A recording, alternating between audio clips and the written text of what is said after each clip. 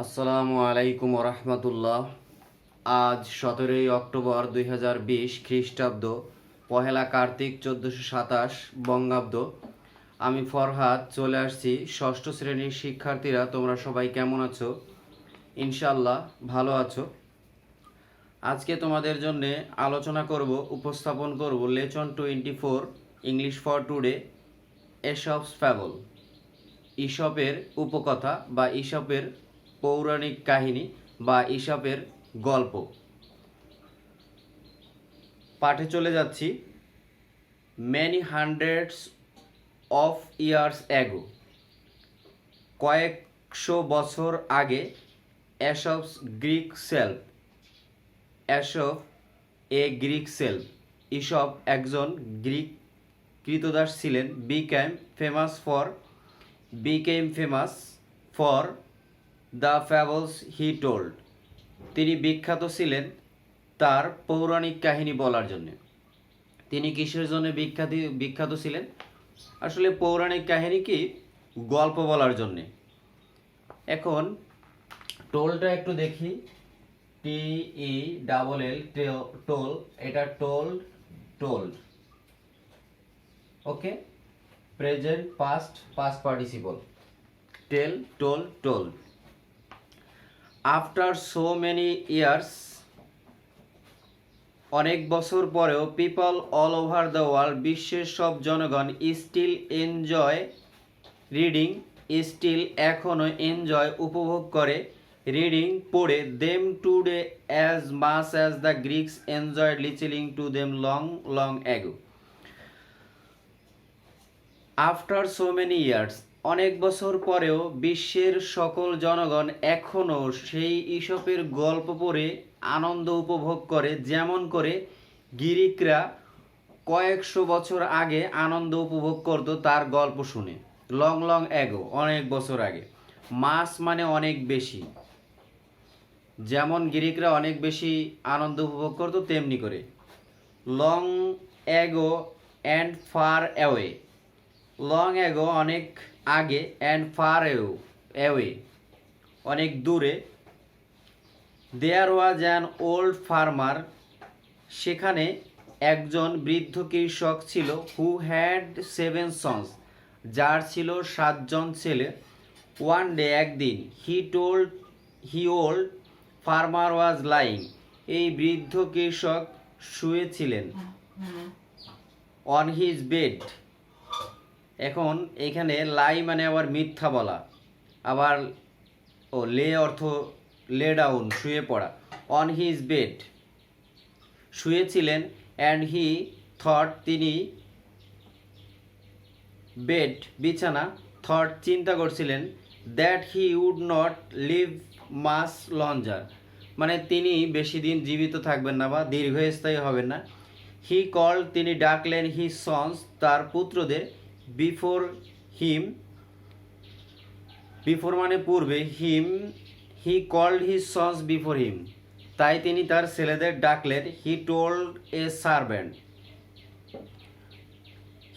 তিনি বললেন, এ সার্ভেন্ট, একজন চাকরকে, টু ব্রিং, নিয়ে আসতে, ইন এ বান্ডল, একটি আটি, অফ 7 স্টিক্স, যেটাতে থাকবে 7টি লাঠি, টাইট, বাঁধা, টুগেদার, একত্রে।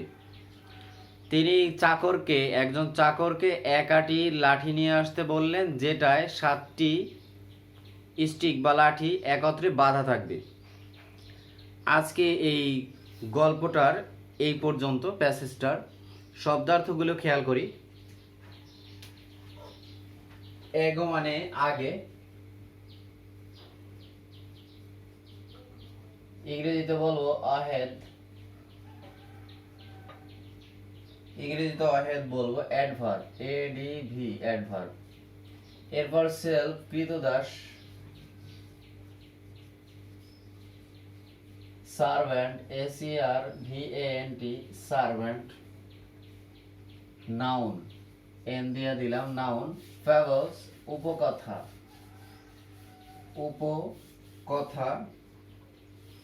বলতে পারি story, STORY story, noun. Years বছর, ইয়ার্স বছর, era E R A era, noun, still এখনো, স্টিল এখনো, ইয়েট এখনো, কনজাংশন সিওএন জে কনজাংশন, এটা মুছে ফেলি। এনজয় উপভোগ করা, উপভোগ করা, এনজয় উপভোগ করা। প্লিজার PLEASURE প্লিজার, এটা ভার্ব VERB ভার্ব। এরপরে আছে মাস মানে অনেক বেশি, অনেক বা বেশি। ইংরেজিতে বলবো মেনি। Adjective ADJ adjective. এরপর আছে অ্যাওয়ে, অ্যাওয়ে মানে দূরে, অ্যাওয়ে মানে দূরে। আর ইংরেজিতে বলতে পারি ফার অ্যাওয়ে বা off, far away, far away. আর এটা হলো অ্যাডভার্ব ADV অ্যাডভার্ব। ফার্মার মানে কৃষক, কৃষক। ইংরেজিতে বলবো কাল্টিভেটর, কাল্টি CUL CULTIVATOR কাল্টিভেটর। কাল্টিভেটর হবে নাউন NOUN নাউন। তারপর আছে লাইং,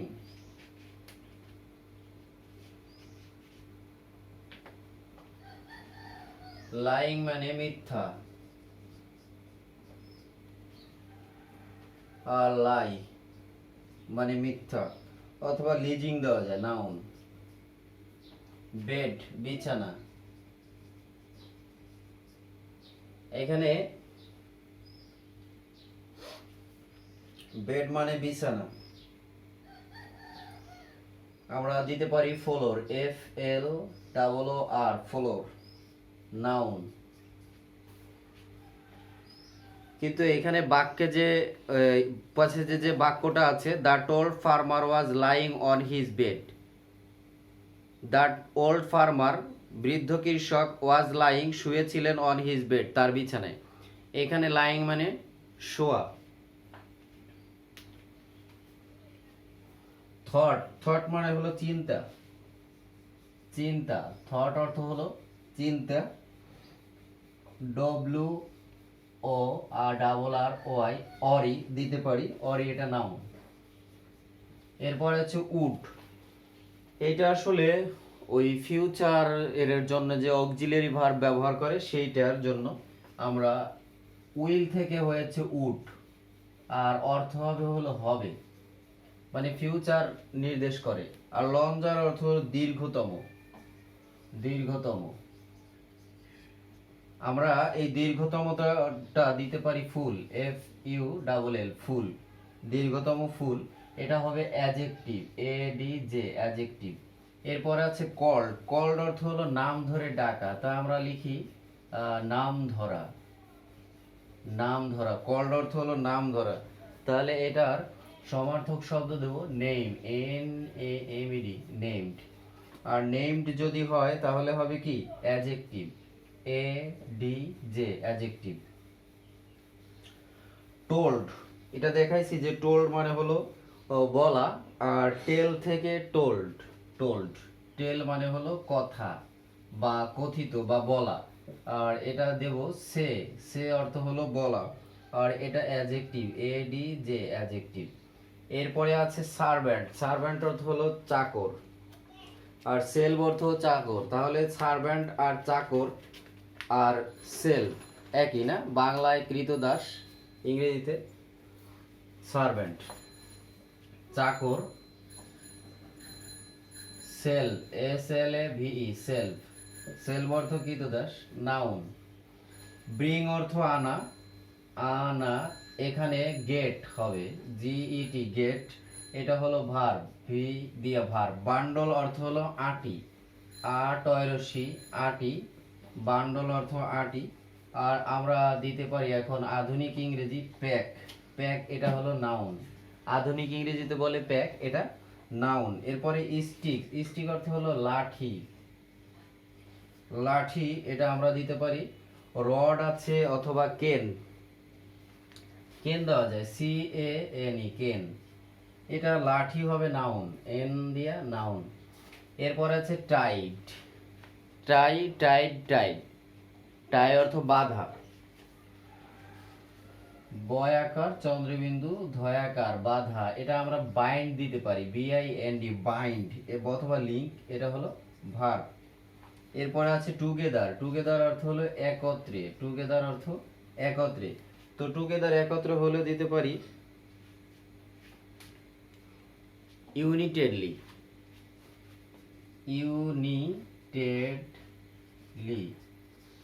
ইউনিটেডলি এটা হলো অ্যাডভার্ব, ADV অ্যাডভার্ব। তো এই হলো ঈশপের উপকথা গল্পের প্রথম পর্ব। গল্প যেহেতু একটু বড় আর অনেক শব্দার্থ আমি আলোচনা করি, তাহলে দ্বিতীয় পর্ব বাকি অংশ অন্য দিন নিয়ে আসবো। আজ এ পর্যন্ত, আল্লাহ হাফিজ।